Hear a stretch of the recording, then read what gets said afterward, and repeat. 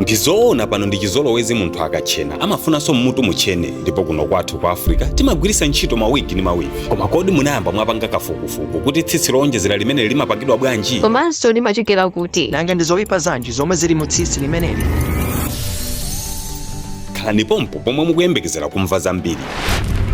Tsitsi lowonjezera limeneli ndi tsitsi la anthu ndithu, koma anthu ake aja amakhala ndi tsitsi litali monga ma Brazilian, ma China komanso ma Korea, even ma India amene. Iyi ndi ina mwa business yotentha kwambiri ku maikowa chifukwa tsitsi la mtundu limakondedwa ndi anthu ochuluka ngati ma celebrities. Anthu akayifunisisa ndalama m'maikowa amatha kudula tsitsi lawo ndi kukagulitsa. Ena amatha kugulitsa hafu kapena tsitsi lonse, depends ndi mtengo wa ogulawo. Kenako limafika m'mafactory ndi kumaliwongola bwino, komanso kusokerera mabandi. Kenako tsitsi limakhala ndi value malinga ndi dziko lochokera. Ngati ndi la ku Brazil ndiye kuti limatchedwa Brazilian hair.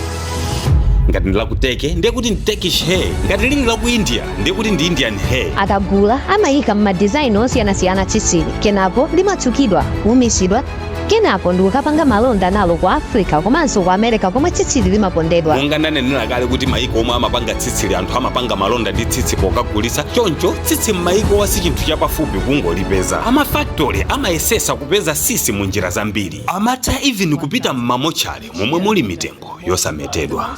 Imagine inu mwavala tsitsi la munthu amene anamwalira kalekale kupita nalo kutchalichi. Kwathu kuno popeza timatengera zina zilizonse, ambiri timavala tsitsili tisakudziwa.